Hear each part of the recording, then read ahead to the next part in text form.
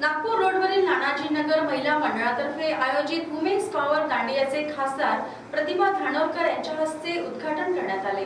यावेळी नागपूर विभाग शिक्षक मतदारसंघाचे आमदार सुधाकर अडवाले कार्यक्रमाचे अध्यक्ष म्हणून, तसेच सेवानिवृत्त मुख्याध्यापिका सीमा अडवाले व माजी नगरसेवक पप्पू देशमुख प्रमुख अतिथी म्हणून उपस्थित होते।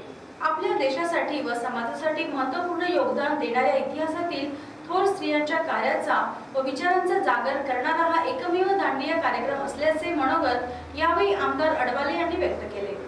हा पहिला उपक्रम असावा चंद्रपुरातला की या ठिकाणी नवरात्रामध्ये घटस्थापनेच्या दिवशी आपण देवीची स्थापना करतो, परंतु चंद्रपूरमध्ये या देशामध्ये ज्या ज्या स्त्रिया महान होऊन गेलेल्या आहेत, ज्या अजरामर झालेल्या आहेत, त्या स्त्री शक्तीचा जागर करण्याचं काम या मंडळाच्या वतीनं होत आहे। त्याबद्दल या मंडळाचं मनपूर्वक मी अभिनंदन करतो।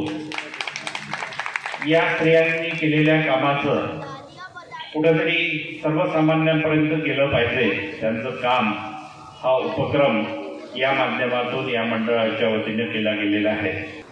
गेली अनेक वर्षे कठीण परिस्थितीत व संघर्षाच्या काळात पतीची समर्थपणे साथ देणाऱ्या आमदार सुधाकर अडवाले यांच्या पत्नी सेवानिवृत्त मुख्याध्यापिका सीमा अडवाले यांचा यावेळी विशेष सत्कार करण्यात आला। संचालन प्रतीक्षा येरगुडे तर आभार प्रदर्शन वैशाली हिवरकर यांनी केले।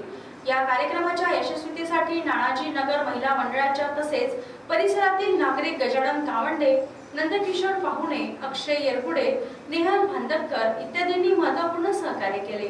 यावेळी पप्पू देशमुख यांनी सदर दांडिया हा स्त्री शक्तीचा जागर असून या माध्यमातून कर्तृत्ववान महिलांचा परिचय येणाऱ्या पिढीला व्हावा हा आमचा उद्देश असल्याचे सांगितले।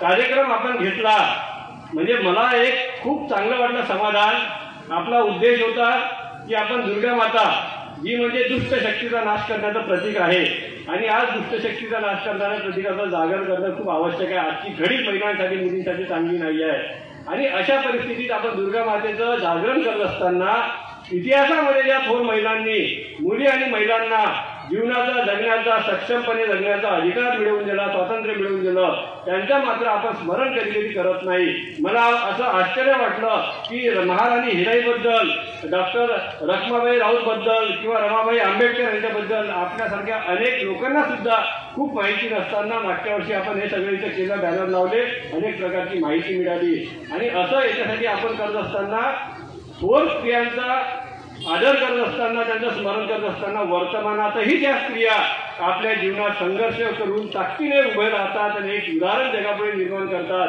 त्यांचाही कुठेतरी सन्मान सत्कार झाला पाहिजे या संकल्पनेतून या कार्यक्रमाची सुरुवात झाली।